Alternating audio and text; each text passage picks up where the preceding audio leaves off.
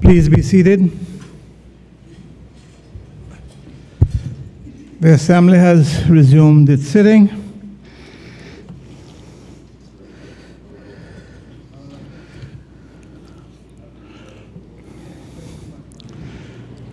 Mr. Speaker? Yes, member from Georgetown Central. Thank you, Mr. Speaker, and I crave your indulgence just for a matter of 60 seconds. I just want to take this opportunity, as many of the members of this House know, my foundation comes from Cayman Brac, and I want to say congratulations. I want to say congratulations to both ministers and the Deputy Premier for a great job and yourself of organizing all the events. And I want to say thank you to Cayman Brac and all the members for the great service and attitude that they presented to us. But just for a matter of clarification, I think there was some suggestion of Christopher Columbus stopping in Stake Bay and Water Place, but if my memory serves me well, don't go to Christopher Columbus now. That's way back now. he had stopped in Spot Bay. But I just say thank you to everybody in Cayman Brac for the great hospitality that they offered us. Thank you. Mr. Speaker, I don't normally get up to a fellow Cayman Braca, but I'd like to clarify for the record. He said if memory serves me well, and I think his memory is probably less than 50 years, if that much. He did stop in Wharton Place.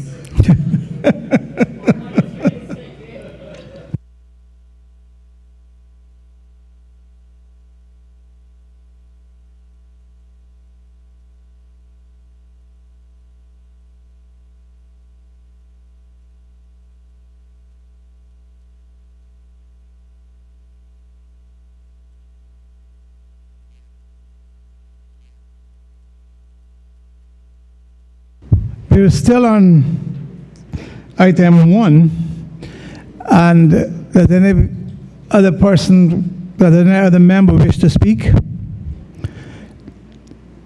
Does any other member wish to speak? I think I'd called that already. If not, I'll call on the Honorable AG to wind up.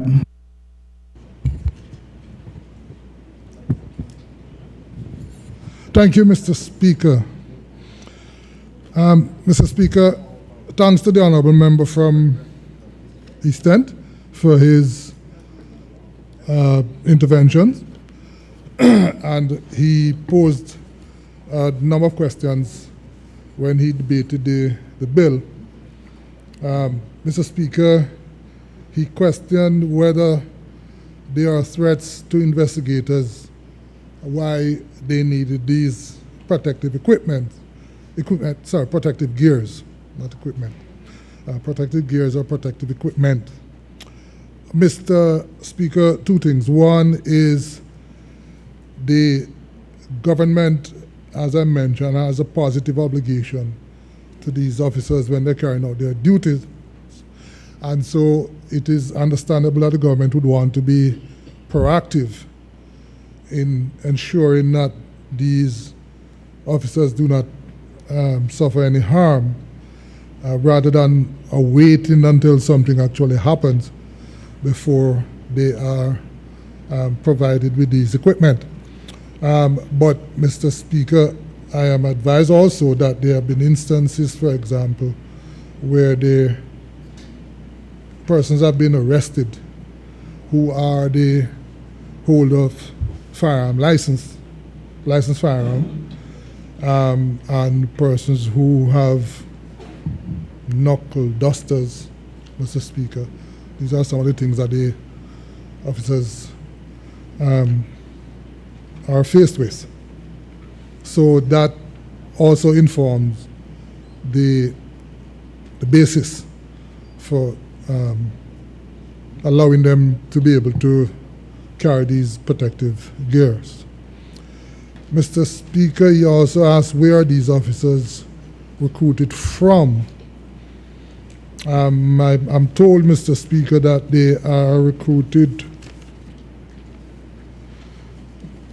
I'm told, Mr. Speaker, that currently there's a senior investigator and 5 other investigators who have between 15 and 40 years experience from policing from the UK, including the Met and Scotland Yard, and Grand Cayman, as well as other countries.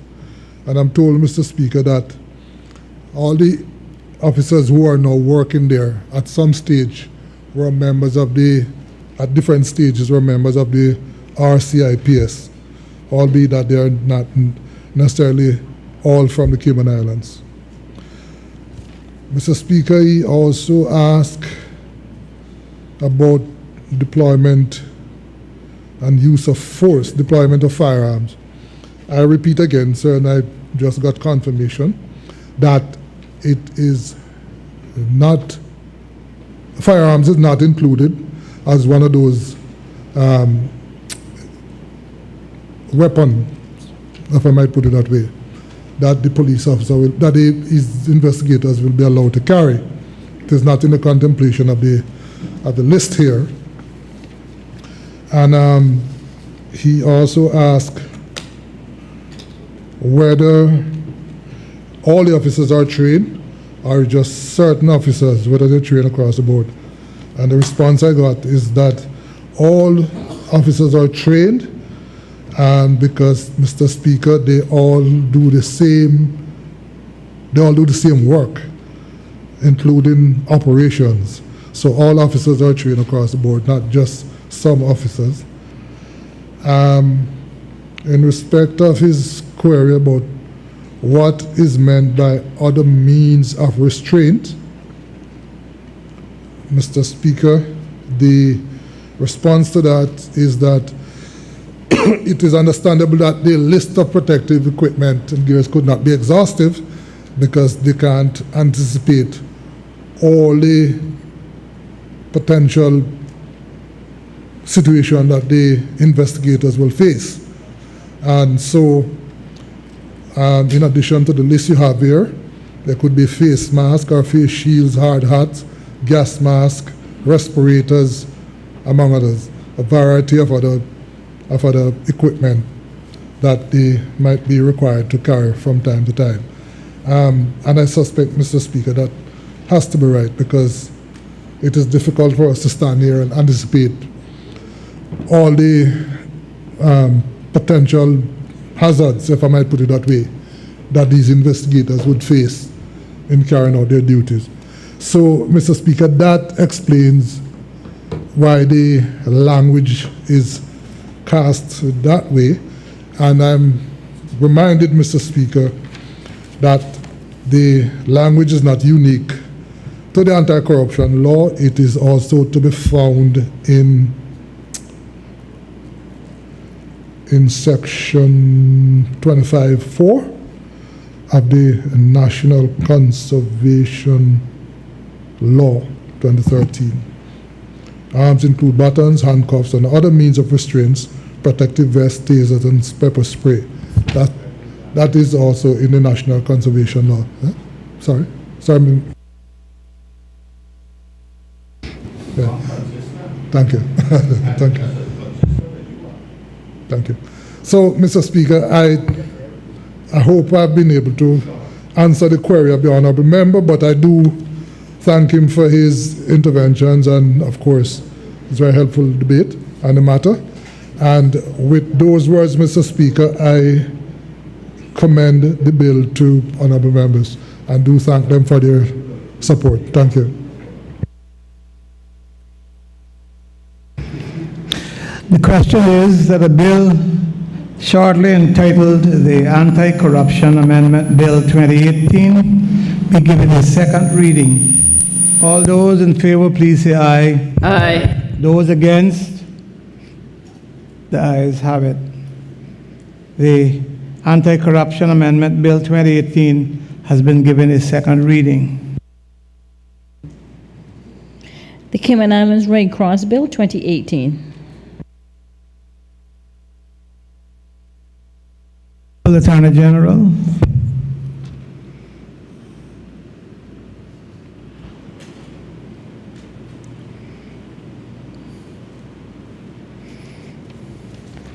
Thank you, Mr. Speaker.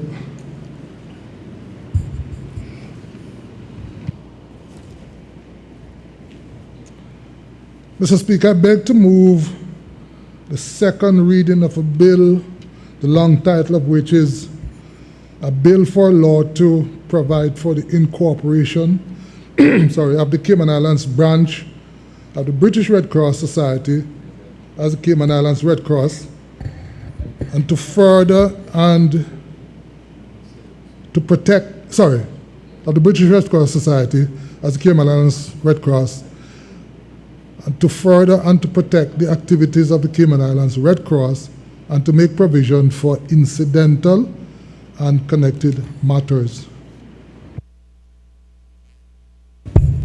The bill has been duly moved. Does the mover wish to speak to the bill? Yes, Mr. Speaker, thank you very much. Mr. Speaker, the Cayman Islands Red Cross, and I'm advised that it was founded in 1961 by someone named S.L. Cook Borden, is an overseas branch of the British Red Cross Society, as are all Red Cross organizations in the other British overseas territories. Mr. Speaker, the Cayman branch was so formally recognized by way of an establishment agreement in the year 2000.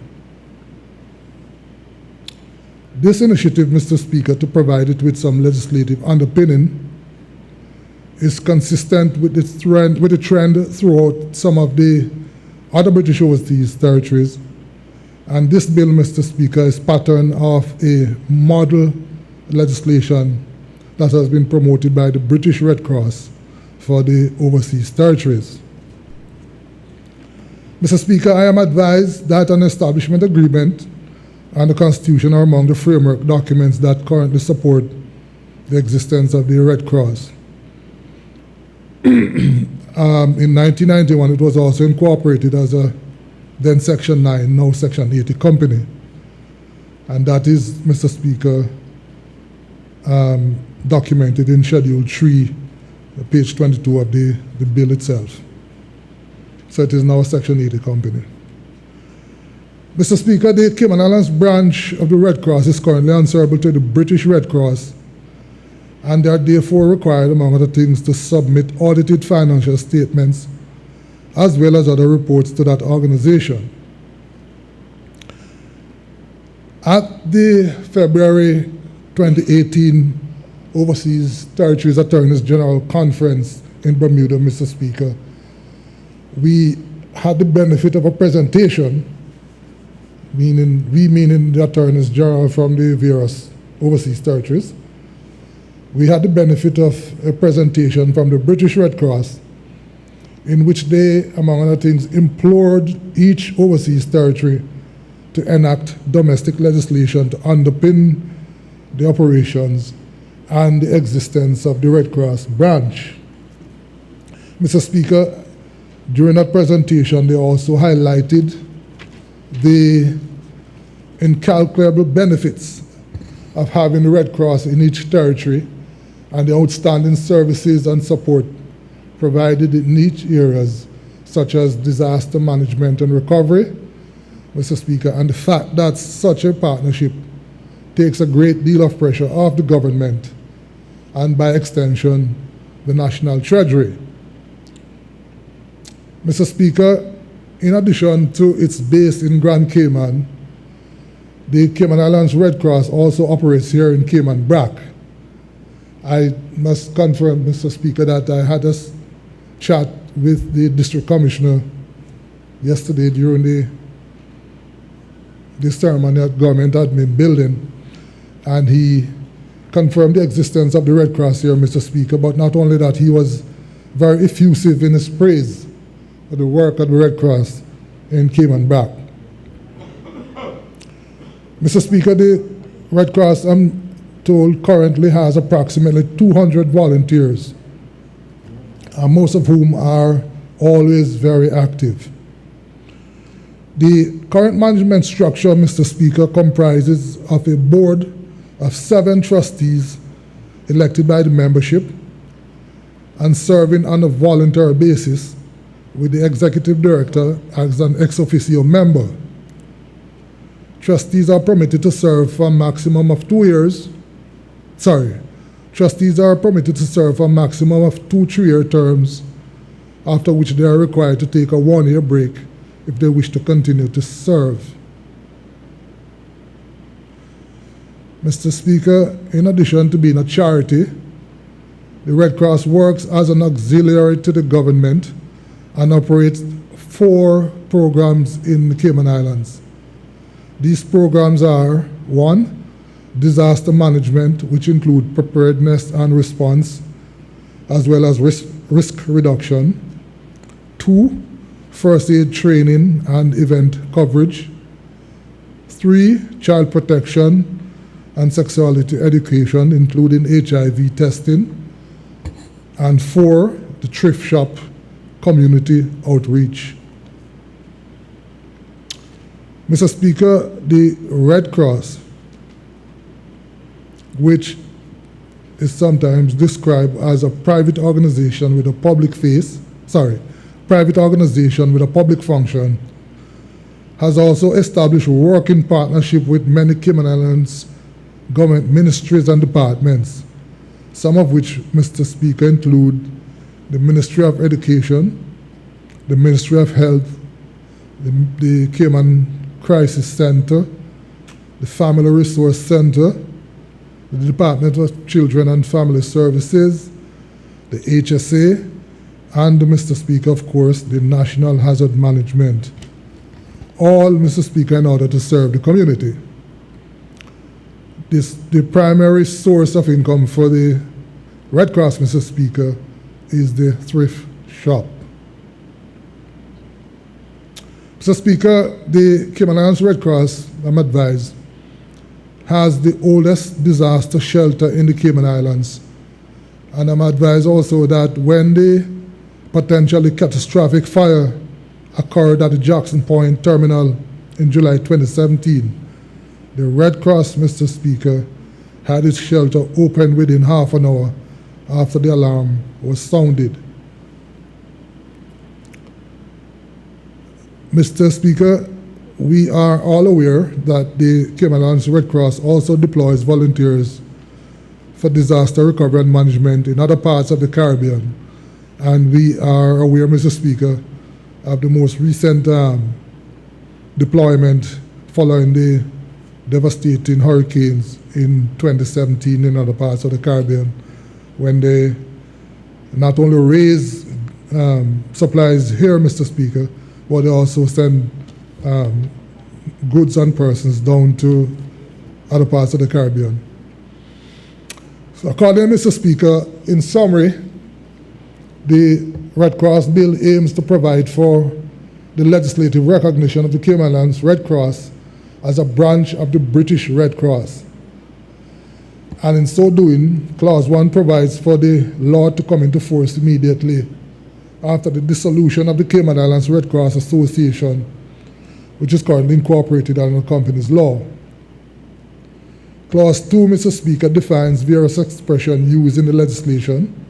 For example, the Establishment Agreement, the Constitution, the Fundamental Principles, the Geneva Convention, Mr. Speaker, which is one of the foundation premise for the Red Cross, and which represent the core values of the International Red Cross movement. Mr. Speaker, Clause 3 speaks to the establishment of the Red Cross as a body corporate to be called the Cayman Islands Red Cross. Clause 4 sets out the objects and purposes of the Cayman Islands Red Cross, which include working for the improvement of health, the prevention of disease, and the prevention and alleviation of human suffering in the Cayman Islands and throughout the world. And, Mr. Speaker, it mandates that in so doing, the Red Cross shall act in accordance with the fundamental principles, the Constitution, and the Establishment Agreement. Clause 5, Mr. Speaker, sets out the long list of powers of the Cayman Islands Red Cross, which, in furtherance of the promotion of its objectives, include raising, depositing, and investing funds, and giving security for loan if they need to do so, and of course the ability to acquire real property. And more broadly, Mr. Speaker, to act as an autonomous auxiliary to the public agencies of government and to cooperate with government in promoting international humanitarian law, Mr. Speaker. Mr. Speaker, Clause 6 establishes the constitution and the governance structure of the Cayman Islands Red Cross and makes provision for its amendment. And this, Mr. Speaker, is outlined in Schedule 2, or page 12 of the bill itself. Clause 8, Mr. Speaker, exempts the Red Cross officers, employees, and volunteers from liability when acting in relation to the affairs of the Cayman Islands Red Cross, except in cases involving fraud or dishonesty. Mr. Speaker, I am aware that this is a real concern for them as well.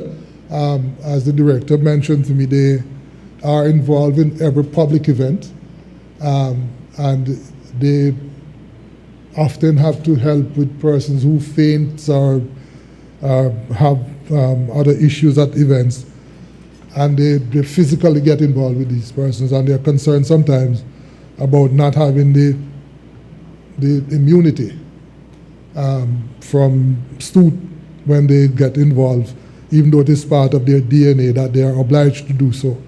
So this means a lot to them as well.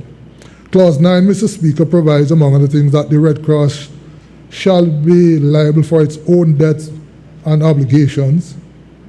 Clause 13 confirms, Mr. Speaker, that the Cayman Islands Red Cross is an overseas branch of the British Red Cross Society. Clause 14 exempts the Red Cross from paying custom duties and goods used by it in carrying out its objects and purposes.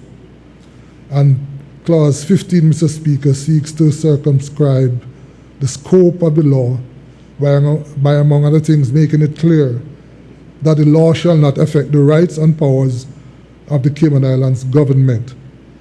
Mr. Speaker, in respect of the custom duties, as I mentioned earlier, what has been explained to me is that if there is a disaster, which often is the case, they put out an appeal for assistance, and goods, all sorts of things are sent to them for distribution, and it is all invariably held up sometimes at customs whilst they haggle over whether or not duty should be paid.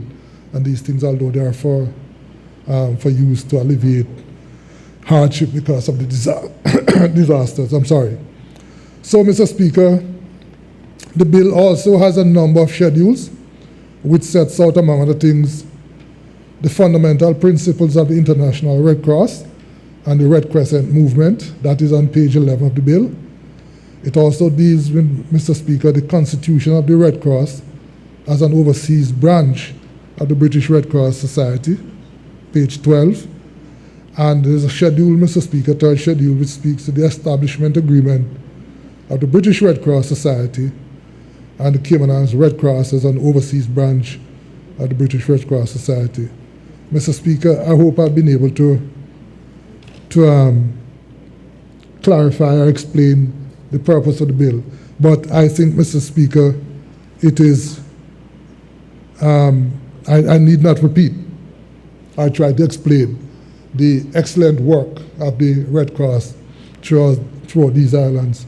It is self-evident, and it is true, Mr. Speaker, that in doing what they do, all on a voluntary basis, they have succeeded in taking off the strain of the national coffers in the provision of a lot of the services that they do provide to the society. Thank you, Mr. Speaker.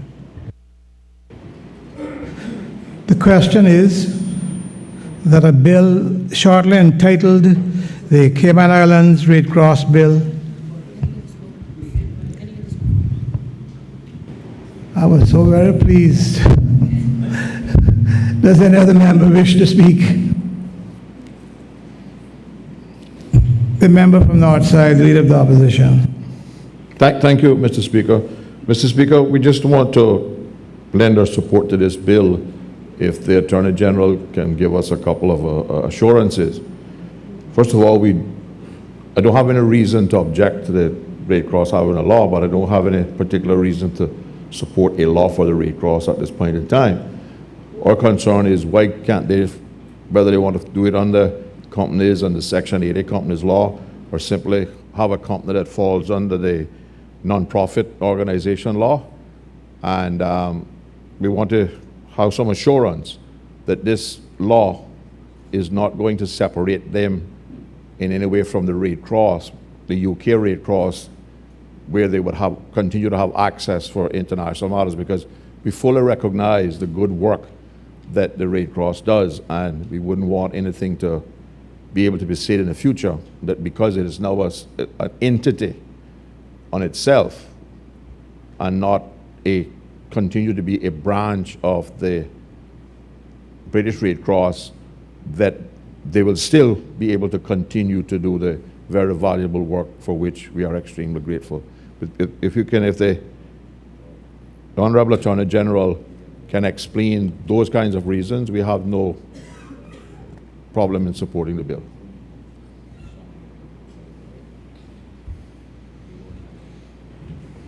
Does any other member wish to speak? The member for Bud Down West. Thank you, Mr. Speaker. I just want to rise to also give my support to this bill to some extent. I believe that the work that the Red Cross does here and across the world is invaluable. The only thing I just want to put on record, Mr. Speaker, and the Honorable Attorney General touched on it briefly in his remarks, is Section 8. And for ease of members of the Honorable House, I just read it. It says Section 8, 1, 2, and 3, where it says, officers of the Cayman Islands Red Cross acting in relation to any of the affairs of the Cayman Islands Red Cross shall be exempt from any liability attaching to them by virtue of any rule of law, except in respect to any fraud or dishonesty of which the officer may be guilty. Section 2, Mr. Speaker, goes on to say, the Cayman Islands Red Cross may, in the Constitution or in any contract or agreement between it and its officers, employees, or volunteers, indemnify such officers, employees, and volunteers in respect to any loss arising or liability attaching to the officer, employee, or volunteer by virtue of any rule of law in relation to any of the affairs of the Cayman Islands Red Cross. And Section 3, Mr. Speaker, says the indemnification under Section 2 shall not extend to any matter in respect of any fraud or dishonesty of which the officer, employee, or volunteer may be guilty. The part about it, Mr. Speaker, I know the Honorable Attorney General spoke in his remarks about people helping people. But one of the things that kind of just jumped out at me was even traffic offenses.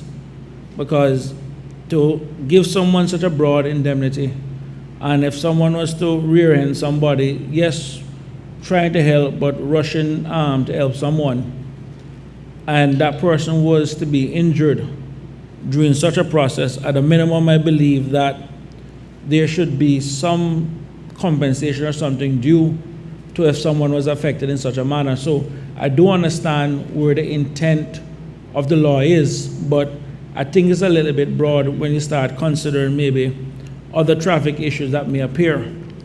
And the other thing that jumped out at me, Mr. Speaker, was just in the Constitution of the Red Cross on page 14 and 15, where it touches, the Constitution, in Section 4.7, to support and administer other charities within the territory, to establish 4.8, to establish other charities, but only with the prior written approval of the society, and 4.9, to raise funds by any legal means which are in conformity with the principles, policies, and regulations of the International Red Cross and Red Crescent movement, including charging membership fees.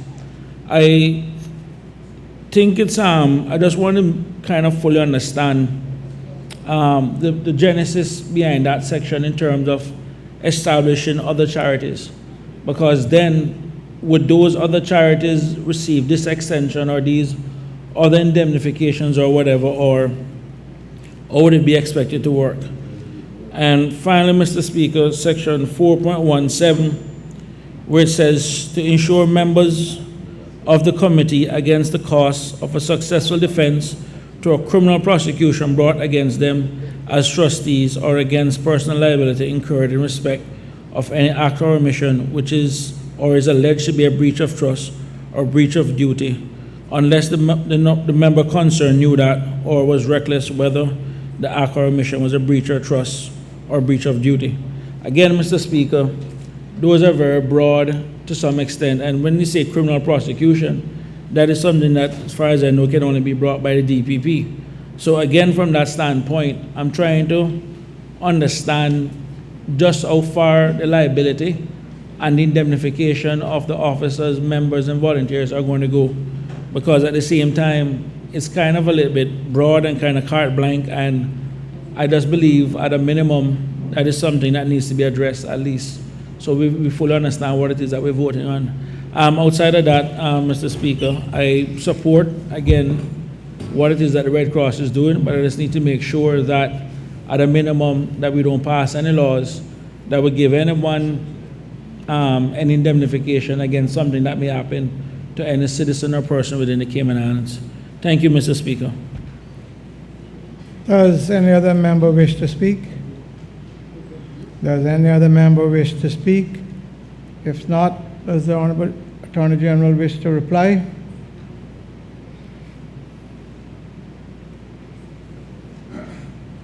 Thank you, Mr. Speaker. Mr. Speaker, in respect of the concerns of the, if I might put it that high, I don't know the concerns, but the point raised by the Honorable Leader of the Opposition. Mr. Speaker, it is quite the contrary. As I mentioned, the legislation has been promoted by the British Red Cross Society itself, and it is part of their mandate, Mr. Speaker, that if we want to continue to use their emblems and the crescent, then they need to have some sort of, they need to be satisfied that there's some formal recognition within the territory by the territory's government and so. And that is part of the condition of the authorization for them to continue to use the crescent and the emblem. And so, Mr. Speaker, they were very supportive of this. They are the ones who actually craft the legislation and promoted it. I was speaking to senior legislative drafter who also was instrumental in the Anguilla legislation when that was dealt with there. So, Mr. Speaker, they are extremely supportive of it, and it's very good observation, but it is part of their expectation, Mr. Speaker.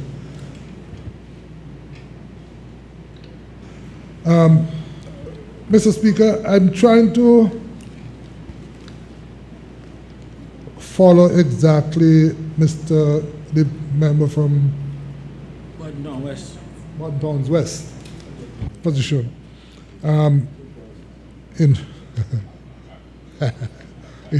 Montowns West, in respect of his questions about the scope of the immunity. Is it? Yeah. Yeah.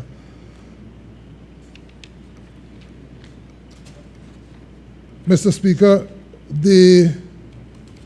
my understanding of what is being proposed here, the primary purpose of what is being proposed here, first of all, is that the Red Cross as an organization in the Cayman Islands should bear responsibility for the acts and omissions, if you will, of the officers of the Red Cross, who are essentially volunteers, Mr. Speaker. So if, for example, I think to use this example, if in their rush to get somewhere, one of the drivers rear-ends someone's vehicle and is damaged and so in the course of their duty or in furtherance of their duty. The question is whether that particular volunteer should, or something should come of it, whether that particular person should pay out of his pocket or whether the Red Cross as an entity would basically indemnify that person. So the tab would be picked up by not the volunteer worker, but by the Red Cross itself as an entity. And I suppose that is understandable why you would want to have that. But I think there was another issue here about dishonesty or fraud. I'm trying to find the section that you spoke to. 8.1, that's it. That's right. Yeah, thanks. Thank you, Mr. Speaker. Officers of the Cayman Islands Red Cross acting in relation to any of the affairs of the Cayman Islands Red Cross shall exempt from any liability attaching to them by virtue of any rule of law, except in respect of any fraud or dishonesty of which the officer may be guilty.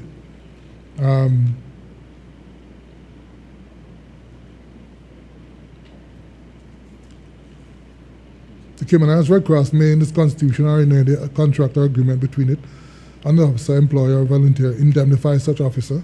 So 8.2 speaks to the indemnity that I'm speaking about, where the Red Cross would pick up the tab instead of the volunteer.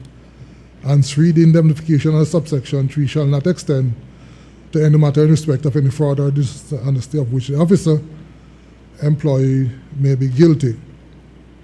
So, Mr. Speaker, 3 is really speaking to the fact that even though the Red Cross would indemnify the volunteer, if I might call him or her that, then where the volunteer is clearly guilty of dishonesty or fraud, then the Red Cross would not be, Red Cross as an organization would not be under any obligation to provide that level of indemnity.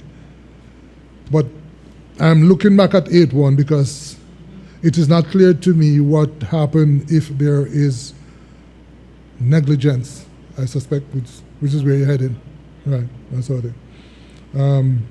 Could I just crave indulgence?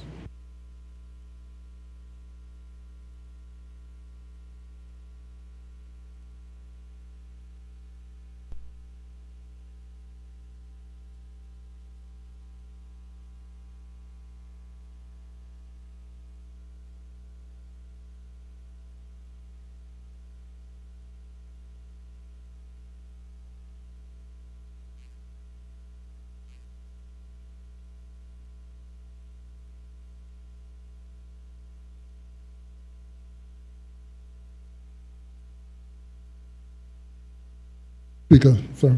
I was just having a chat there because I think we're moving away from exemption in cases where there's negligence. We just amended last year or the year before the Health Services Authority law to provide that persons can be sued for negligence. Of course, it wouldn't be just about any type of negligence, Mr. Speaker. The threshold or the bar would still be there and so. So I suspect we might have to include a committee stage amendment to cover negligence in that case. I don't think the Red Cross people could have any quarrel about that, Mr. Speaker. And then there was 4.1.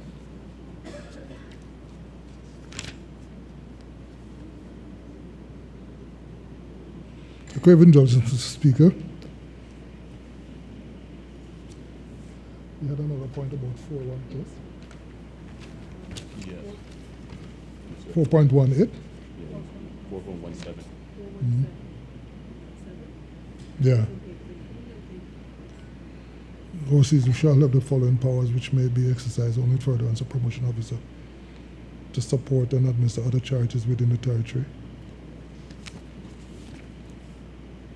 to establish other charities but only with prior written approval of the society, and to ensure members of the committee against cost of successful defense and criminal prosecution against them as a trustee. Mr. Speaker, may I just answer 4.17 first, because I don't think there is any issue with it. There, 4.17 is saying that read in context, it said the powers, the overseas branch shall have the following powers, which may be exercised only in furtherance of the promotion of the objects. And one of those powers that the overseas branch shall have is to ensure members of the committee, Mr. Speaker, against the costs of successful defense to a criminal prosecution brought against them as trustee or against personal liability. That has nothing to do with derogation of the powers of the DPP. This is simply saying that in the event that these persons are being prosecuted for fraud or dishonesty, the branch has the power, Mr. Speaker, to again indemnify them, provide them with insurance policy against any personal loss that they might incur in mounting their defense against any criminal prosecutions by the state. So that is, Mr. Speaker, is not a derogation from the powers of the DPP as it relates to criminal prosecutions, Mr. Speaker. In respect of 4.7 and 4.8, I understand this, Mr. Speaker, to say that the overseas branch, with obviously the approval of the British Red Cross Society, would have the remit, if you will, or the power to lend its support to and assistance in administering other charities within the territory. So I can think of, Mr. Speaker, the Humane Society or other charities like that. There's nothing to prevent the Red Cross from partnering with them in administering those sort of things. Charity that deals with shelter for battered women or battered spouses, rather. There's nothing to prevent the Red Cross from partnering with them in dealing with those sort of initiatives and so. So that's how I read this, Mr. Speaker. I don't think there's an issue there.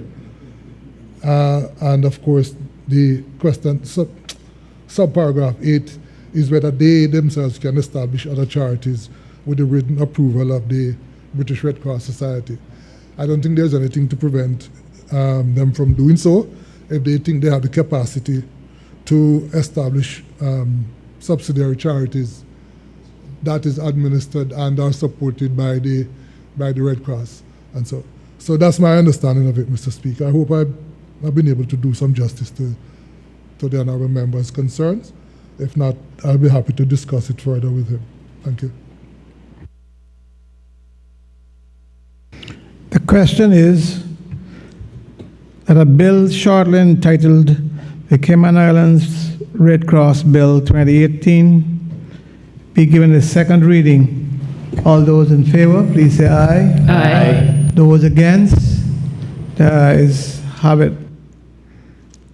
The Cayman Islands Red Cross Bill 2018 has been given a second reading.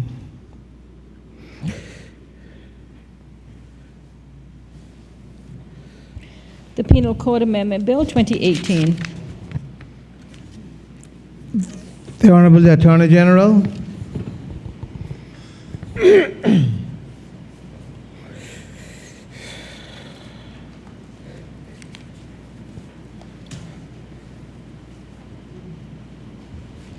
Thank you, Mr. Speaker.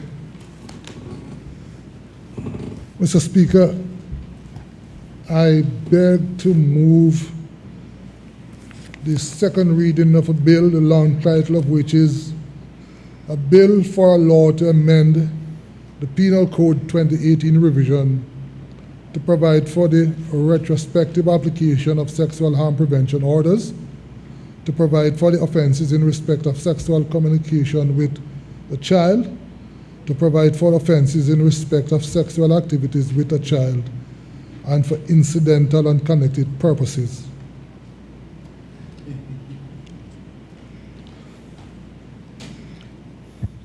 The bill has been duly moved. Does the mover wish to speak thereto? Mr. Speaker. Thank you.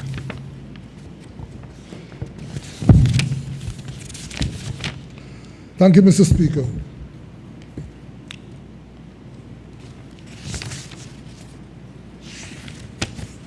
Mr. Speaker, as stated in the title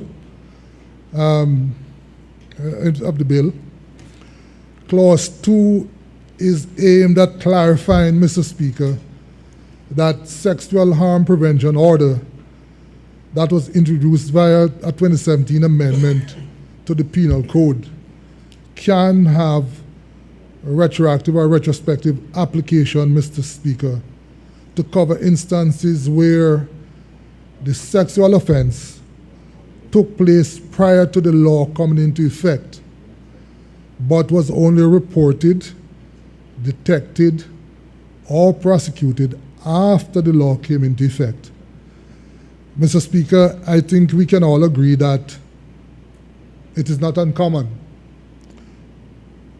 for some of these type of offenses to be committed over a prolonged period of time, and sometimes only come to light years after. So what this amendment is seeking to do, Mr. Speaker, is to make it clear that should that be the case and the person is prosecuted or is being prosecuted, the court can, in addition to the sentence, Mr. Speaker, impose a sexual harm prevention or interim prevention order as outlined in Section 45B of the Penal Code. And Mr. Speaker, just to remind ourselves of what the Sexual Harm Prevention Order, or SHPO for short, SHPO order may be imposed by the court. Mr. Speaker, may be imposed by the court where, when dealing with an offense, Mr. Speaker, of a sexual or indecent nature, and the court is satisfied, on a balance of probabilities, Mr. Speaker, that it is necessary for the purpose of protecting the public or a particular member of the public from sexual harm from that particular person, or protecting the children or any vulnerable persons from that particular offender, Mr. Speaker.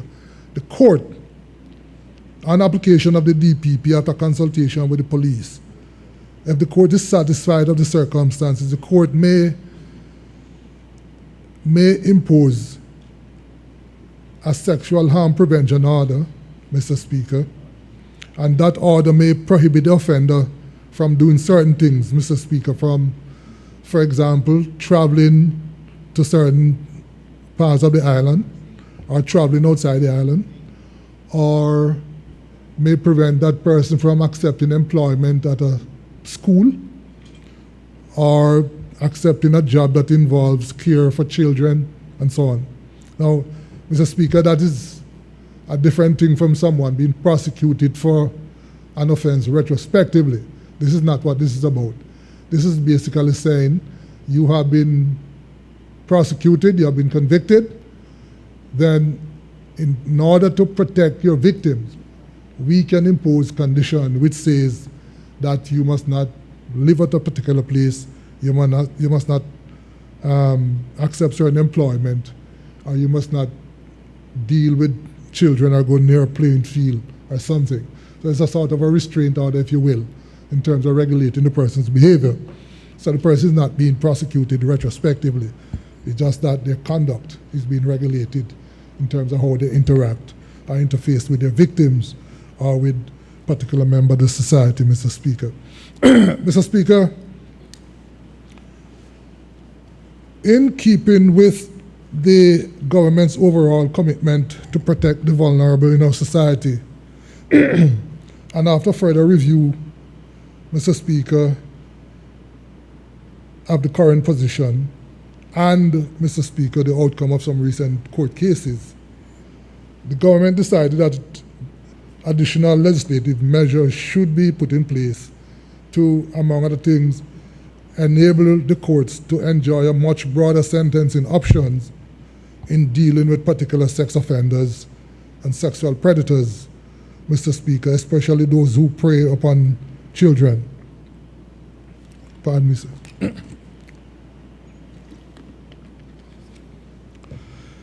Accordingly, Mr. Speaker, the bill also includes a number of other measures to create new offenses, specifically geared, Mr. Speaker, at adults who, for the purpose of obtaining sexual gratification, may be using social media to engage in inappropriate communication of a sexual nature with minors, Mr. Speaker, including trying to groom them, harass them, or otherwise abuse these minors. So, Mr. Speaker, the bill in a general way mirrors aspects of the 2003 UK Sexual Offences Act, especially, Mr. Speaker, as it relates to the prevalent use of social media to facilitate the commission of some of these offences.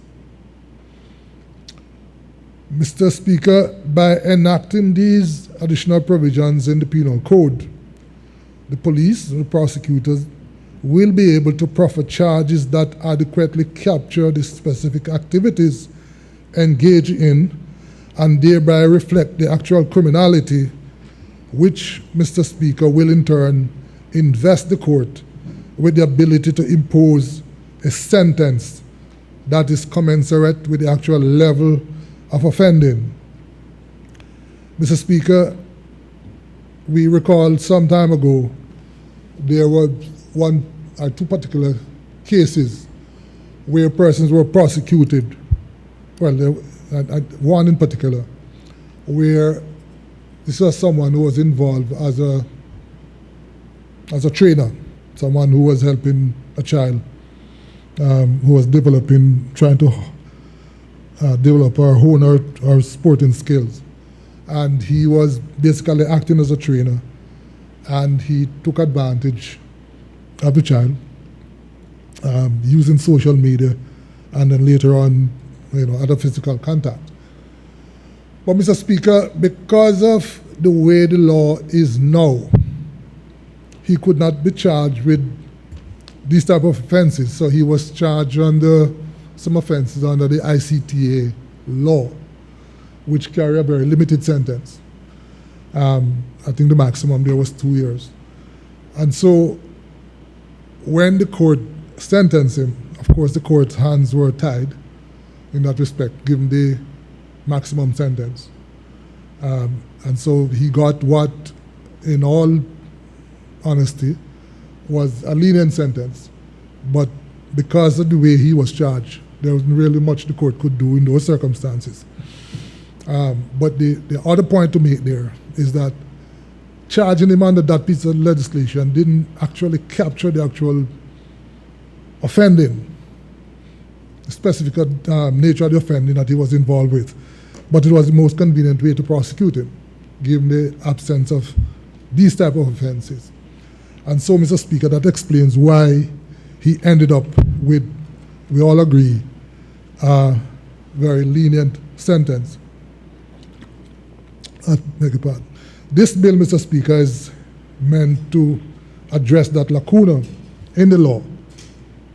So if this bill is passed into law, it will be able to capture the actual activity, actual physical nature, the particular nature of the offending that that particular person was involved with. And so, Mr. Speaker, the bill will also take into account any aggravating features of such a behavior, including, as we have seen in the past, where the offender engages in a pattern of grooming, Mr. Speaker, of the minor, where the child is manipulated and exploited for sexual purposes by the provisions of gifts, by the provisions of clothing, by the provision of items of jewelry, and other allurement, Mr. Speaker.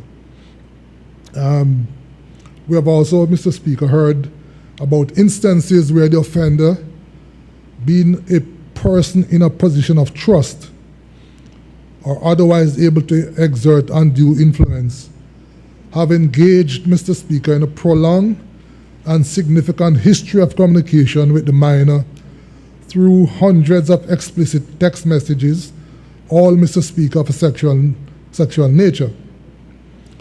So the bill, Mr. Speaker, therefore creates a number of new offenses covering conducts such as sexual communication, arranging to meet a child for sexual purposes following those communications, actually meeting the minor, Mr. Speaker, having communicated with the child, and sexually grooming that child, Mr. Speaker.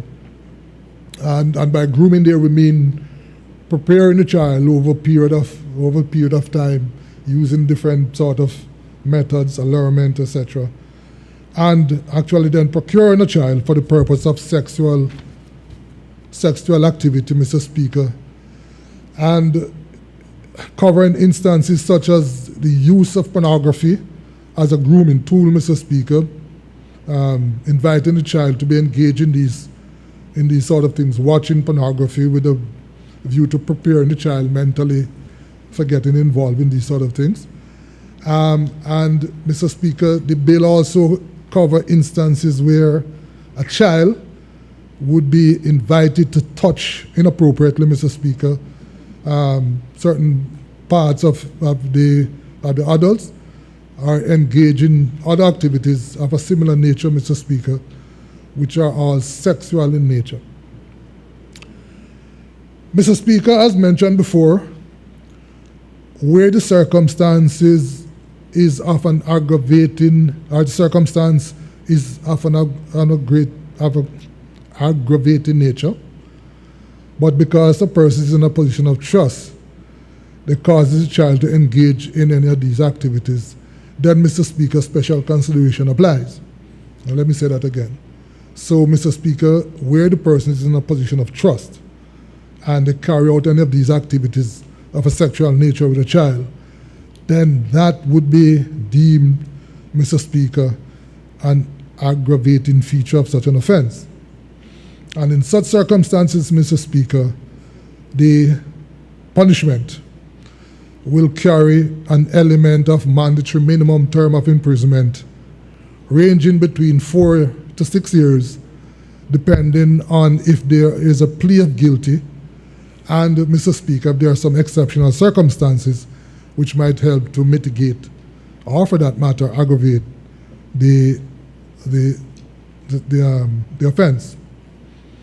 Mr. Speaker, in other areas in the bill, the sentences range from between 4 to 12 years. And, Mr. Speaker, the bill also, for the benefit of this House, lists examples of who would be considered persons in a position of trust. Mr. Speaker, in addition to what I've just outlined about the sentences, in addition to ensure some consistency in the type or the range of sentences that has been to be imposed for these offenses, the Honorable Chief Justice has confirmed that the judiciary, through the Criminal Justice Reform Committee, is working on sentencing guidelines, Mr. Speaker, for these sexual and other sexual offenses, so to ensure some consistency across the board in terms of the sentences imposed. Mr. Speaker, I know some members have some concerns about the range of sentences, and we will certainly listen and see how best we can take those on board. Mr. Speaker, the bill also seeks in Clause 4 to amend Section 135 of the Penal Code to modernize the provisions dealing with the defilement of persons who we term idiots and imbeciles, Mr. Speaker. The bill seeks to employ a less pejorative description of such victims, and instead, Mr. Speaker, casting the language in a way that make it clear that it is meant to cover and to protect some of our most vulnerable in our society, namely, Mr. Speaker, persons who are mentally impaired to the extent that the disability will impede their ability to properly consent to any sexual activity. So, Mr. Speaker, no longer would we seek to refer to them as idiots and imbecile, but merely persons who are mentally impaired. Mr. Speaker, finally, the bill seeks to create a new offense which is called assault by penetration, and that is in Clause 3 of the of the bill, Mr. Speaker, is going to be a new section 132A. Mr. Speaker, the basis for that is that currently under the Penal Code, the non-rape offenses are contained within the offenses classified as indecent assault or gross indecency. So there's no separation, Mr. Speaker, of the more serious offenses from the lesser actions of the offenders. Example, Mr. Speaker, the touching of a breast and the digital penetration of a child would both be charged as either indecent assault or gross indecency. And so, Mr. Speaker, the bill now seeks to create a separate provision to reflect the significantly more aggravated offense of a penetration of the victim by the child or otherwise, whether vaginally or through the anus, or through the mouth for that matter, with any part of the body, or with an object, Mr. Speaker. Of course, must be done with a sexual intent in mind. And that would more adequately reflect the actual offending behavior of that offender. So, Mr. Speaker, although there's a slight bit of overlap with the offense of rape, this particular new offense is a much wider offense, and as you would see, it carries a sentence of up to 10 years, Mr. Speaker. Mr. Speaker, I endeavor to outline what we're attempting to do here. It is true, Mr. Speaker, that it is probably a poignant reminder that we live in a society where there is a lot of moral equivocation, if I might put it that way. And some of what we're seeing playing out in front of our eyes, and the behavior of some of our older folks in our society has driven us to this stage where we need to put in place legislation that will protect the most vulnerable within our society, Mr. Speaker. So I commend the bill to honorable members and certainly would also welcome their perspective. Thank you.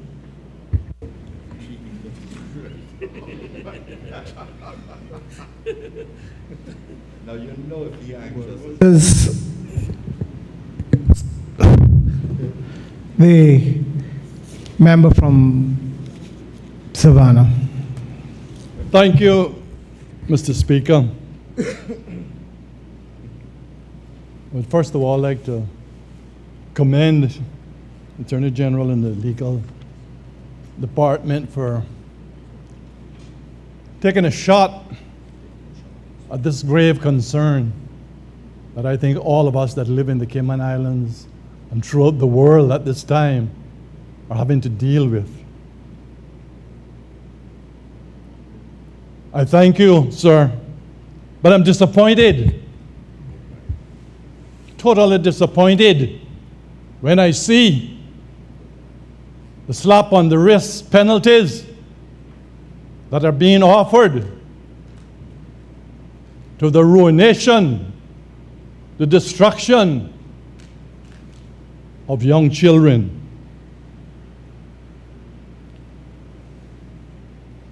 You have the title as the Penal Code Amendment Bill 2018. I would suggest, Mr. Speaker, that it should be entitled Protection of Children from Sexual Predators.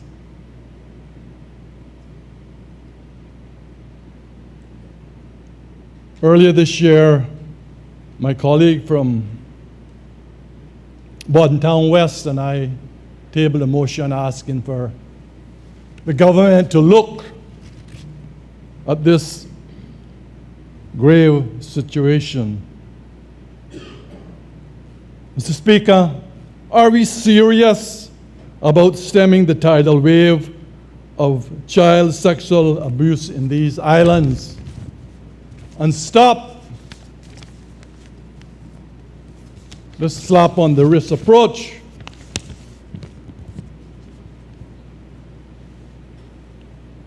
I'm glad to see the 8 amendments read in Clause 5. And for the benefit of the public, Mr. Speaker, I'd just like to read them briefly so we can see what we're dealing with. This is not Sunday school stuff, colleagues. Any of you that have children or grandchildren, please wake up. We are spending this week here in celebration of 60 years of our national coat of arms. Let us celebrate at this time in this beautiful island the preservation of our children. Clause 5, Section 1, which is being inserted, sexual communications with a child, where a person communicates with a child with the intention that such communication encourages the child to make a communication that is sexual or related to a sexual activity. 2, arranging to meet a child following sexual communication, where a person has communicated with the child on one or more occasions and subsequently arranges to meet that child for the purpose of the commission of an activity that is sexual in nature. 3, meeting a child following sexual communication, where a person has communicated with a child on one or more occasions and subsequently meets that child for the purpose of the commission of an activity that is sexual in nature.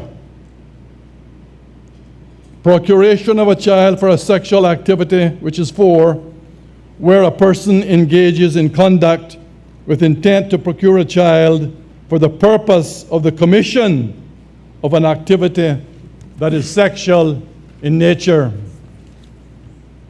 5, causing a child to watch a sexual activity where a person intentionally causes a child to watch another person engaging in an activity that is sexual in nature.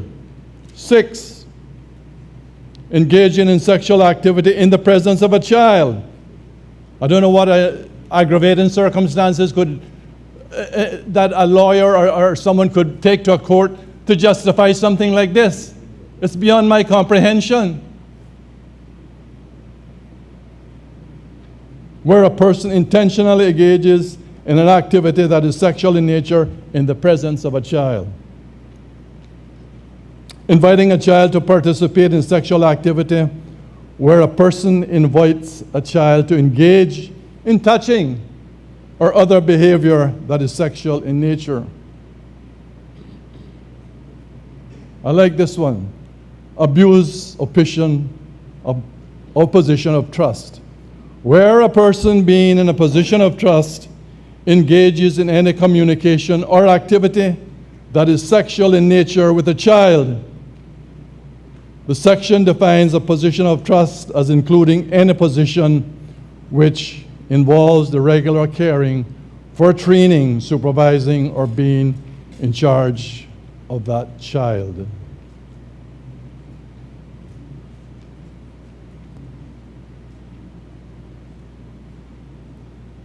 The last paragraph, it indicates possible sentences. I suggest at this stage, Mr.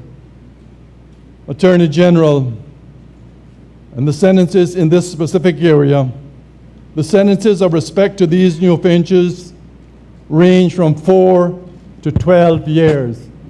Are you kidding? I would suggest, sir, 6 to 15 years with the offense of abuse of possible trust of carrying a mandatory minimum sentence of 4 years. I say minimum 6. And where the offender pleads guilty for doing this for whatever extenuating and aggravating or whatever the fancy words they use in the court system, 10 years, Mr. Speaker. You've had young children, you got grandchildren. Must be a minimum of 10 years. I say this, Mr. Speaker. If you're caught with a firearm, and I was pleased that I had the opportunity in cabinet and otherwise for the minimum of 10 years. How can you compare this to a ruined child life? No, it's wrong. It must be looked at, colleagues. It must be looked at. I know and understand, and I agree. I agree that judges must have some situations and extenuating circumstances, but you're not going to bring this to me, an adult molesting and having sexual activity with a child under 16. No, you will never live as long as to convince me of that. So let's stop pussyfooting around with this thing and do the right thing for our children. Every one of you there at some stage or other, a child, and now in my instance, grandchildren. No way in hell.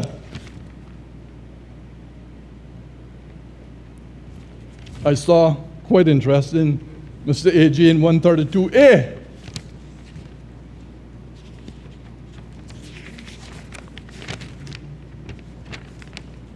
Subject to subsection 2, a person who, for the purpose of obtaining sexual gratification, intentionally and without consent, penetrates, whether orally, vaginally, or anally, another person. B, in this instance, it doesn't say, I wonder why they didn't say a child in this one, Mr. AG. Is this indicating an older person? Which brings me to what we talked about across the floor yesterday, with an object or part or a body or commits an offense on summary conviction or conviction indictment to imprisonment for 10 years. How are we, as a legislative body, when the promised legislation from yesterday that says that the LGBT people under that situation have their human rights? Premier, we have passed the honourable member, if you could take your seat. We passed the hour of 4:30.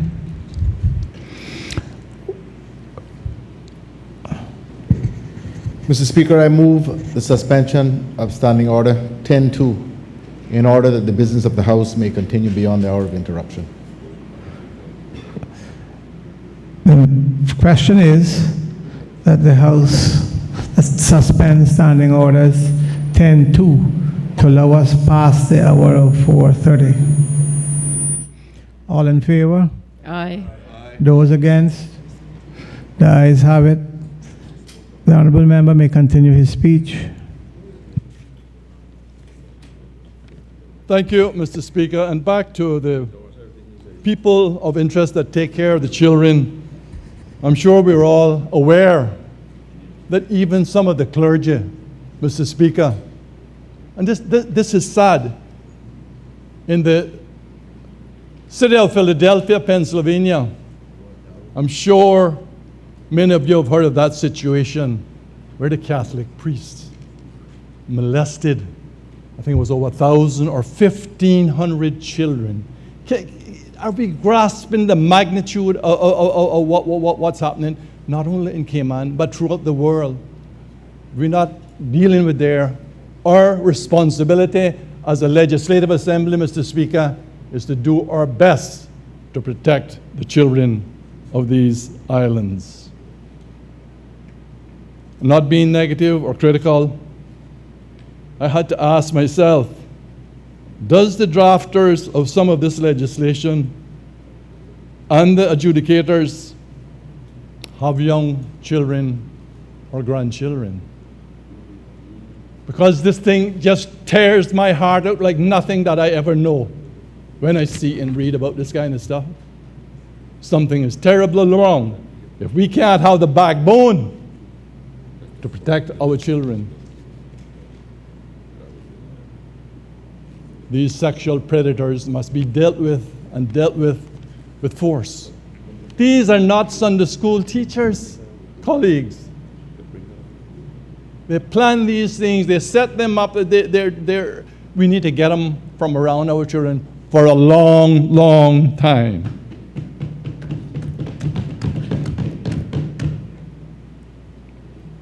As I said before, young lives are ruined, and you can check the psychiatric and whatever stages that these dear children go through when a traumatic situation like this happens. Most of the time for life. And then we can come and say, give them 4 to 6 years. No, man, no way. We got to get serious.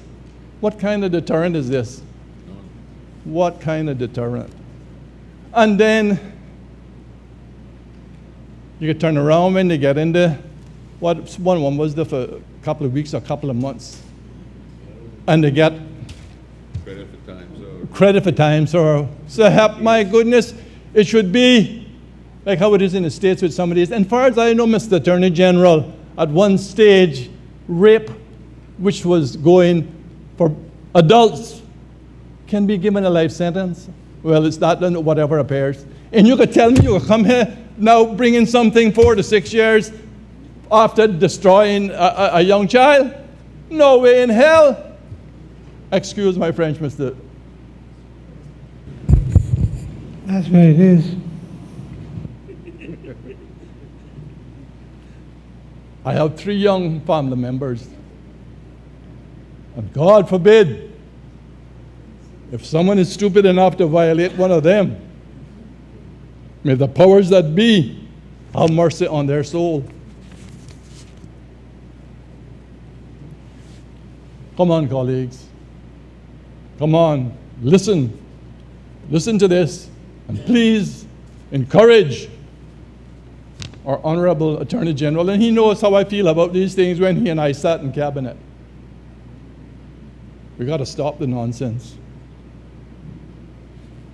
Let us stop pussyfooting with it when it comes to helping and protecting our vulnerable children. Let us put real teeth in our legislation that will act as a real deterrent to those would-be sexual predators.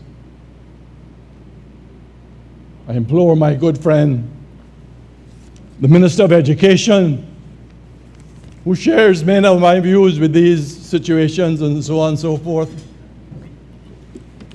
And the battle is just beginning, Mr. Chairman. As I gathered from yesterday, but I got a father up there that neither sleeps nor slumber. Woe be unto these islands. In closing, Mr. Speaker and colleagues, I ask you, is 4 years the value of a destroyed child? I ask you, is 6 years the value of a destroyed child? Is 8, 10, or 12 years the value of our abused children? I urge the government through the Honorable Attorney General to please take another look and bring the necessary amendments that will do this Legislative Assembly proud. And in years to come, they will look up to what we did here in Cayman Brac. Give our children justice. And Mr. Speaker, thank you much for your time. Does any other member wish to speak? The member from East End.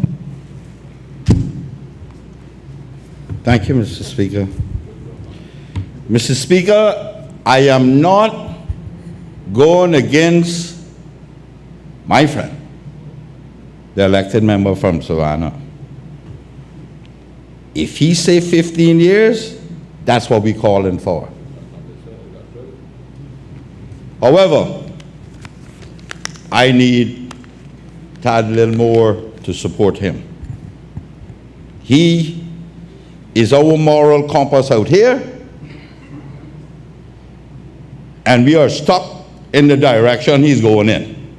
If that's in a storm, then we are going to go in that storm together, back to back. Mr. Speaker,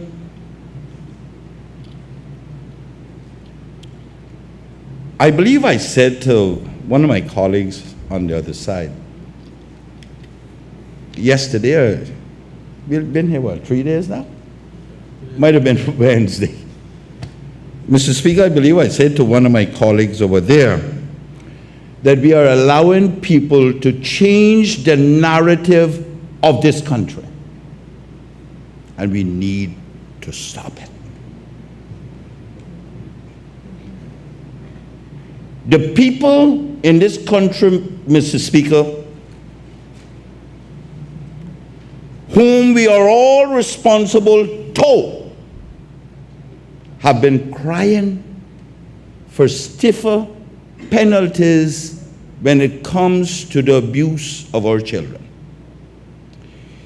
They have been crying, they have been angry about it, and they have taken their frustrations out on the judges. Listen to them on the radios. They say the judges are not Caymanians, they do not understand us as a people. They say this about the judge, they say that about the judge. Judges, I am here to tell them that their frustrations are directed incorrectly. Their frustrations must be directed on us. We are responsible for their well-being. No judges, no judge ever will be responsible for the well-being of the people of this country. They merely carry out the wishes of this legislature. We make the laws to govern our people. We make the laws whether they're right, wrong, or indifferent. Too many times we cut or copy and paste, and it needs to stop. Laws in this country must be beneficial to our people, the Caymanian people, and those who call these islands their home. Mr. Speaker, my good friend from Savannah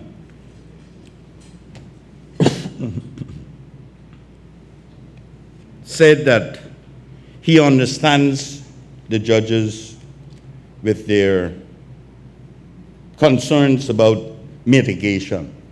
Mr. Speaker, there is nothing wrong with that. They are concerned about mitigation. Well, the same way we put it 4 to 12, we can put it 10 to 20. And they can't go any lower than 10.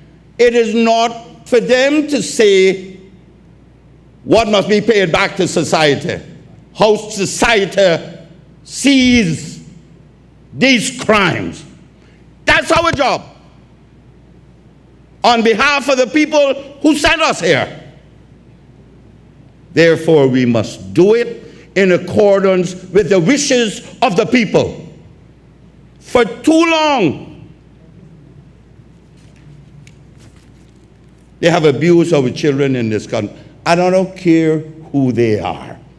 Get that straight. If it is my brother, let him look at striped stars for the time allotted to him. It matters not to me. But we have a moral duty, a constitutional responsibility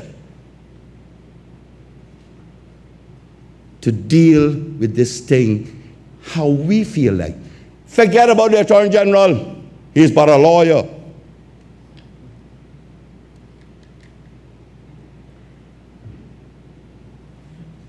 We are not lawyers. We were elected because the people thought we were the best to protect them and their rights. And their children in this instance. And we are going to walk out here this evening, about 4 years. He proposes whatever he thinks the rules of the court is going to be amenable to, and the likes and what have you. We make the laws. We don't have to acquiesce to what he says. We can change it.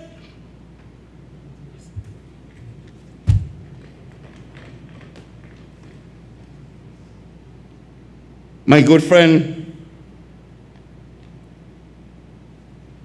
said that, from Savannah, said that these are not Sunday school teachers.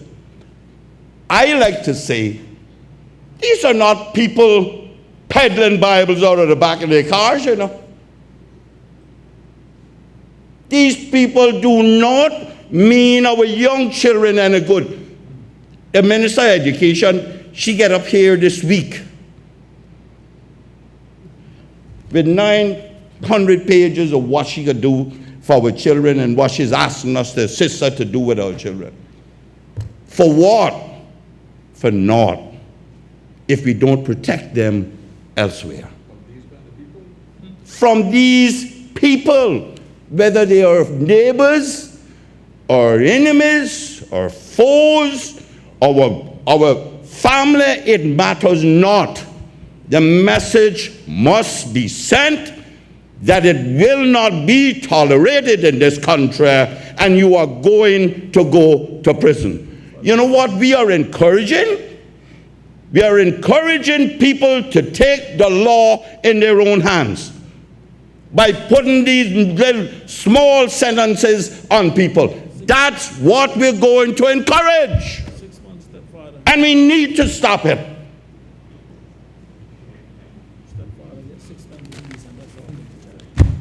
God tell me, Mr. Speaker, recently we had a particular case, and I don't know the case, but it was reported some stepfather got 6 months or something of that nature. Stepfather jailed for indecent assault on child. 6 months in prison. 6 months in prison? Are we going to allow the judges to say that the mitigating circumstances was such that they only require 6 months? 6 months? You haven't had a good square meal in 6 months in prison by the time you come out. And then the child has to live in that environment? Are we kidding? I know of one where he was released. He said the devil had made him done it. And he was released with the condition that the child didn't stay in the yard again. 10-year-old? This is what we got to do? Colleagues, this is a plea to you.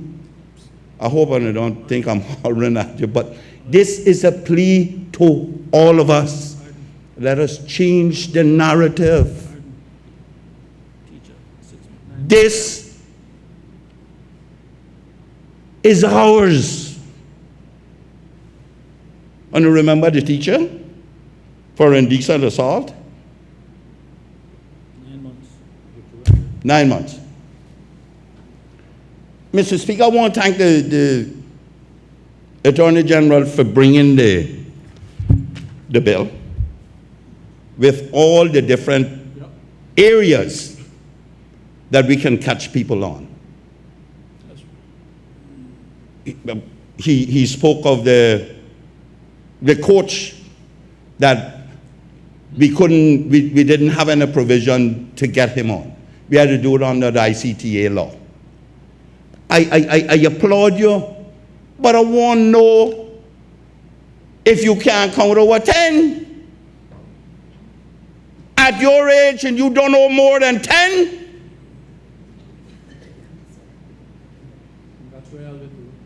Or 12? What is a dozen and half dozen is what you know? Mr. Speaker, I don't mean to be disrespectful to the Attorney General. I am just passionate about this, as we all are in support of our colleague on this side. It is wrong. Anyone you see do that is of no use to society. If it were left to me, it would be life imprisonment, a punishment of life by other means, whatever. This is wrong. We cannot allow people. I can understand somebody smoking a little ganja and they know they only got to get 3 months or something like that. There's no hurt to anyone else. You're taking away a life. An entire life you have destroyed. And we give them 6 months and tell them come back now society. And I find a society that can be done in, not in this one.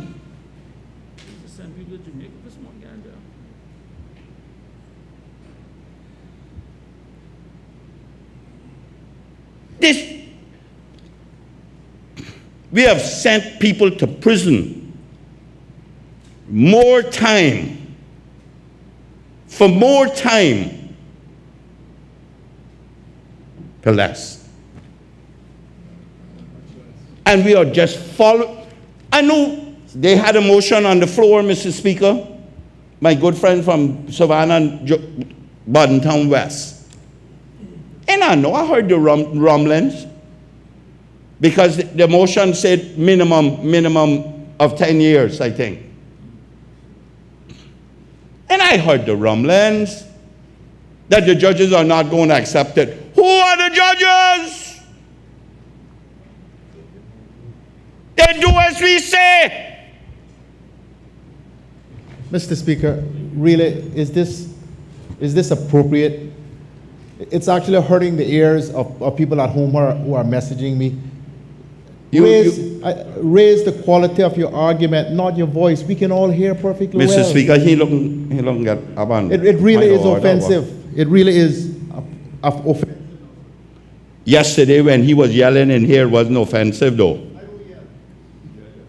It wasn't offensive though. But it appears like nobody listens.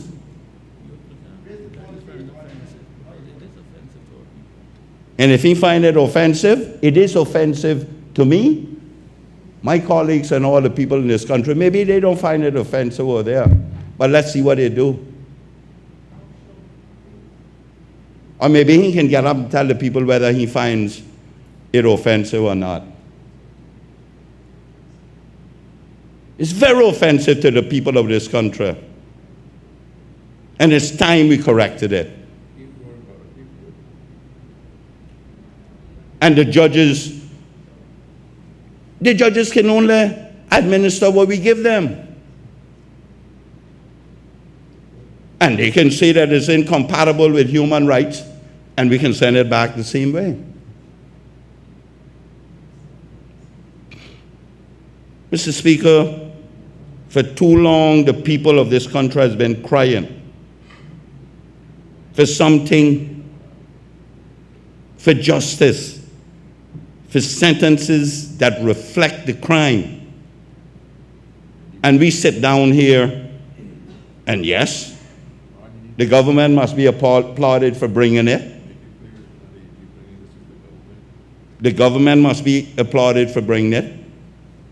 But it cannot be that the government is prepared to sit down here and approve 4 years for molesting our children. Well, Cabinet it can't come here unless Cabinet approves it. Molesting our children, and then giving higher sentences, and then make a caveat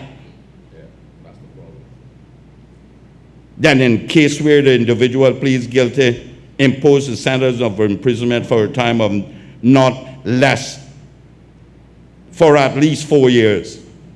You pleaded guilty, and I must give you breaks on it. You have pled guilty. In any other case, impose a sentence of imprisonment for a term of at least 6 years. So that is if he's found guilty then. Really? 2 years?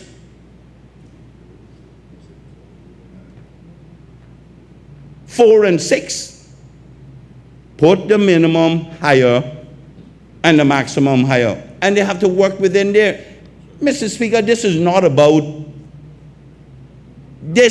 about the person being found guilty or having pled guilty.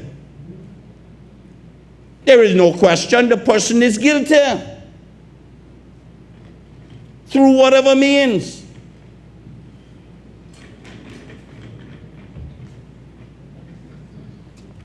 Mr. Speaker,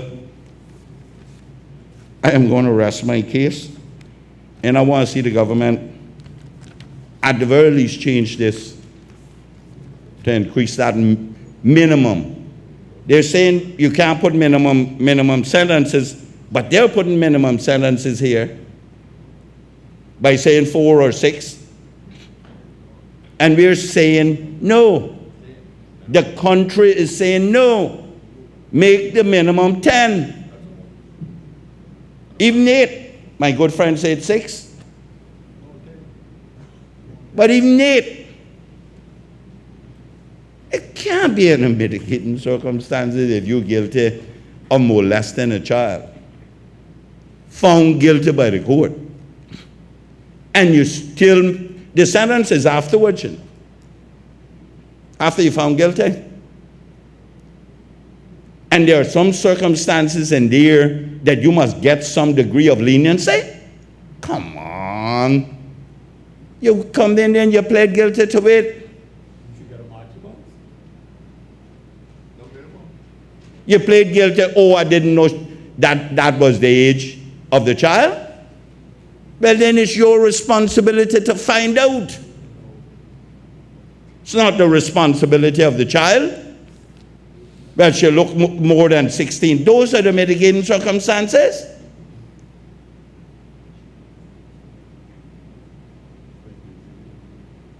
Cannot be the mitigating circumstances that attracts any leniency. At least not from me. Mr. Speaker, I believe that we must listen more closely to the people who elect us. We must listen more closely to the people who elect us and hear what they're telling us. Listen to it, hear it, and act accordingly. I know many of us in this country, Mr. Speaker, are sympathetic to murder until it drops on our doorstep. Many of us. But in the case of children, people are not sympathetic to it. When they see the reports, they get up in arms. And we can hear it. We see it. They get on the radio shows. They get on the blogs. Honorable Member, you are made your point, and it's well taken. The issue is something we are all against, of course we are, but it don't take away from the fact that you are repeating yourself and you have made your point over and over and over, and it's a good point, but it has to cut off at some point.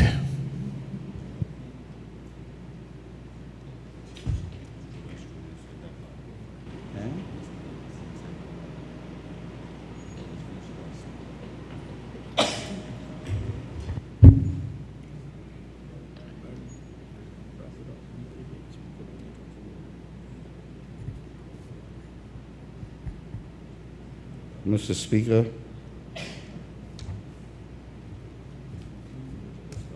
it's time to go home, huh? It's time to go home, I think. Yeah.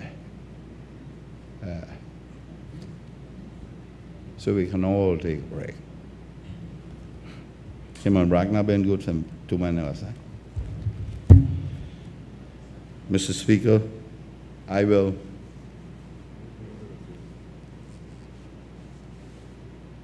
I hear you. You know, I hear you.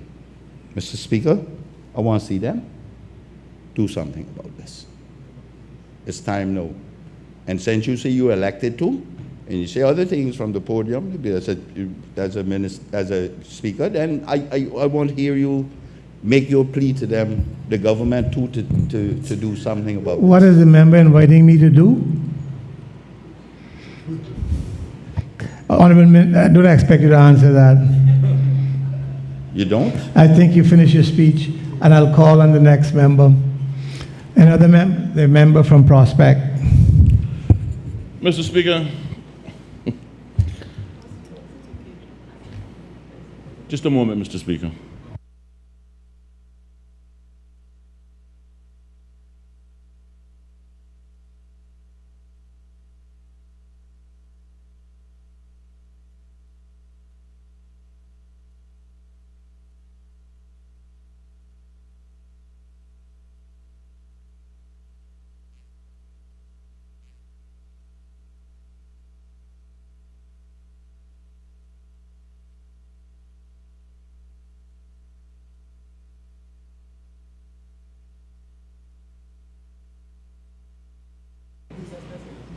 Mr. Speaker, Member from Prospect. I would like to add some small contribution to the present debate that is on the floor of this Honorable House at the moment.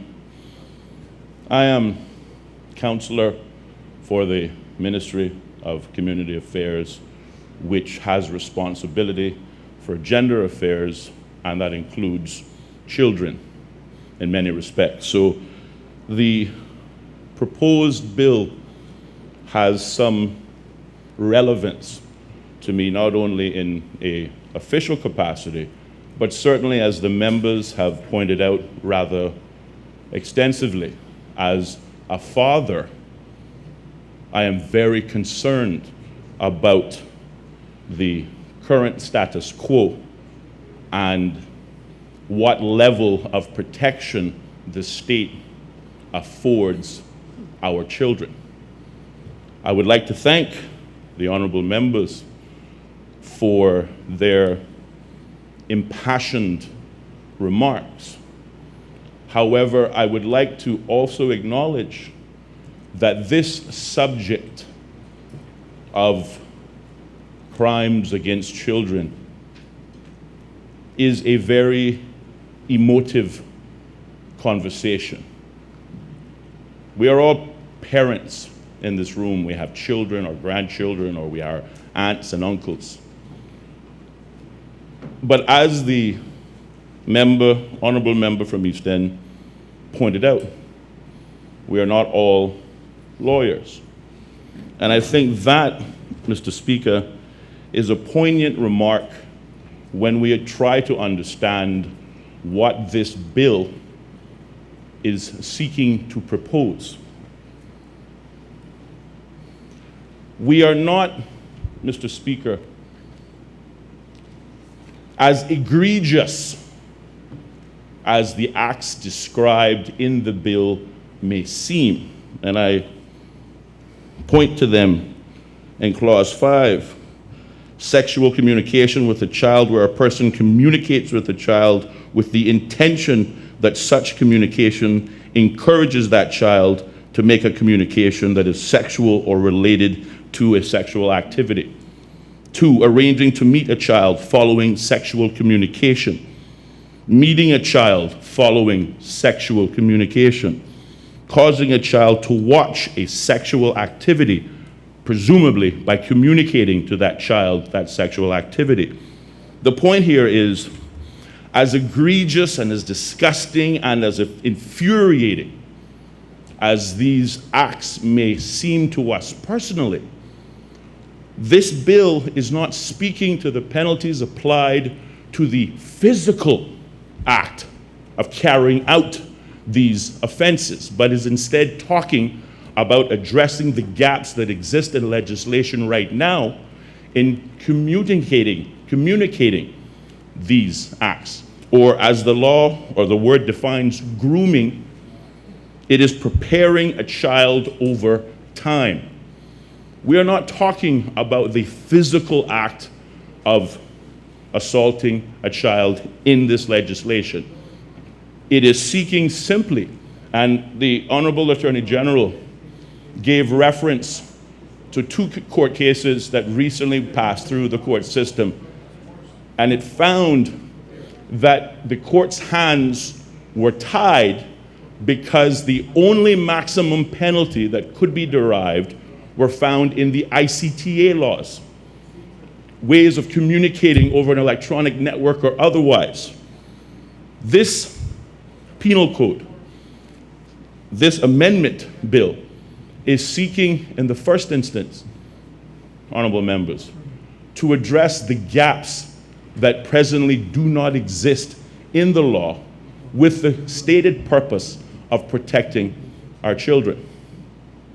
However, because this proposal is talking about the communication that is attached to following through on that physical act, that I believe members may be a little confused.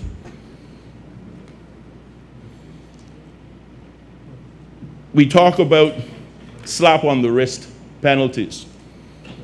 Mr. Speaker, I have to say that similar legislation that deals with the communication of a sexual act, not, again, performing the sexual act, but communicating that sexual act, carries lesser penalties than is being proposed here. In the United Kingdom, under similar laws, their penalties range for these offenses 12 months to 2 years. We are proposing 4 years to 12 years. On the 10-year sentence aspect of the bill, it is seeking a maximum of 10 years, but a minimum of 4. But clearly, when we compare the penalties, we are taking it 2, 3, 4 notches above what a larger jurisdiction, the United Kingdom, have applied to the same offense.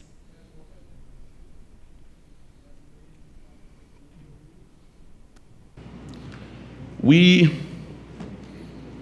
also have to understand that whilst this bill will seek to address gaps in current legislation that do not exist, so that the incidents related to the coach or otherwise, who we are all familiar with, could have, if these amendments were included as part of the penal code, perhaps the sentences would have been more to the liking, certainly the general acceptance of everyone.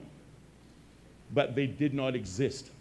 And therefore, the proposals herein outlined, Mr. Speaker, are seeking to complement, to bolster the level of protection the state provides in protecting its children from sexual predators, both in the act of communicating that indecent assault and in the act of actually carrying it out. I hear the members talking about the penalties that they believe should be appropriate for indecent assault and rape. And I just simply want to point out to the members that the penal code carries penalties for the physical act of these egregious offenses against children. Section 132 of the Penal Code deals with indecent assault, and it carries a maximum penalty of 10 years. Section 127 of the Penal Code deals with the physical act of rape, and it carries a maximum penalty of imprisonment for life.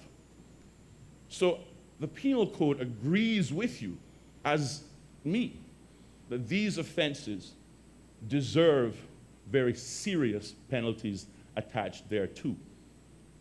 But as emotive as this conversation is, Mr. Speaker, I simply want to remind the members that this bill does not propose to address the physicalities of these offenses, but the mere communication. It is talking about communicating these offenses. And let me give you another example. Whilst it is seeking to protect, at its intent, the sexual predator from the child, this law, this bill, if made law, Mr. Speaker, would also apply to the 18-year-old boy who may be WhatsApping a 16-year-old girl. She perhaps on the verge of turning 17, adolescent young love. We could potentially be wrapping up young people committing nothing more than flirtations and committing them to prison for life. We have to be careful what we're seeking to accomplish and also what this bill is trying to communicate.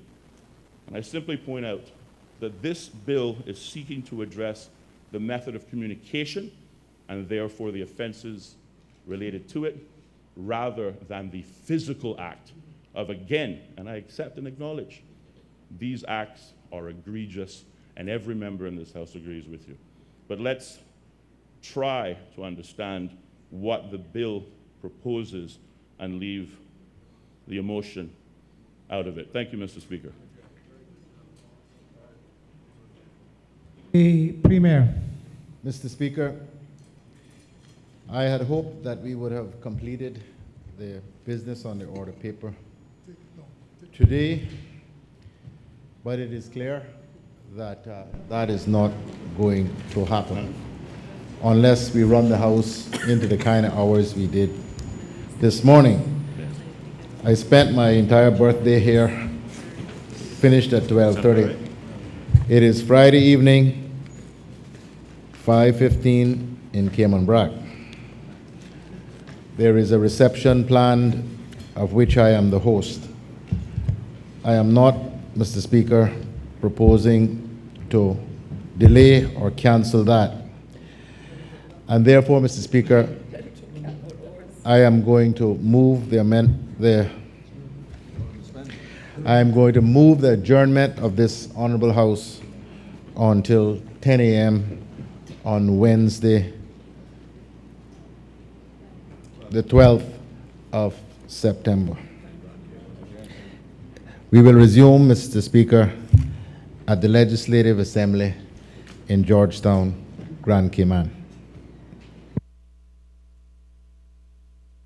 Question is that this honorable House do adjourn until Wednesday, 12th of September, 10 a.m. All in favor? Aye. Those against? The ayes have it. The honorable House stands adjourned until Wednesday, the 12th of September, 10 a.m. Thank you, Mr. Speaker. In my alacrity to adjourn the House, I omitted to thank the good people of Cayman Brac, and particularly those who have made the arrangements and made our stay here so comfortable and so useful. Mr. Speaker, I think the decision to come here on the 50th anniversary of the first of these meetings in Cayman Brac, and also to celebrate the 60th anniversary of Celebrate Cayman, the conferral of the coat of arms, was the right decision. I know that the good people of Cayman Brac have truly appreciated the visit, and I hope that most members of the House, if not all, would have had the opportunity to get a better understanding and feel for the issues and concerns of the people of Cayman Brac, and an opportunity to tour the island and see the great progress that has been made in terms of infrastructure development, but also to note areas where there is additional need, and that all members are now that much better informed and apprised, so that when the government comes with proposals for projects, programs, and assistance for the sister islands, they will be that much better placed to support those measures. And so again, Mr. Speaker, thanks very much to all of the people of Cayman Brac.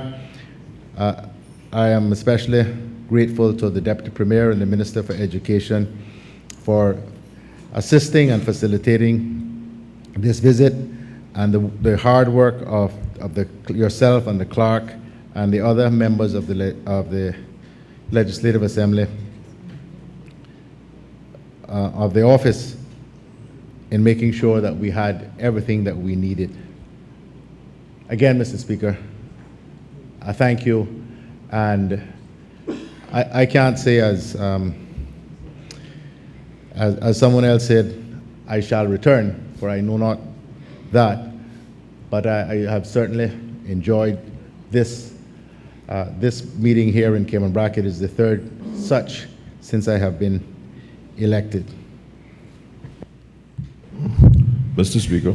Leader of the Opposition. Mr. Speaker, on behalf of the opposition, we too would like to thank the people of Cayman Brac for being such generous hosts. We have thoroughly enjoyed the visit, and also to thank the staff who we know were working under some adjustable circumstances, but it was a good meeting. We enjoyed our stay here in the Brac, and we look forward to a soon return. Thank you, Mr. Speaker. The House is adjourned.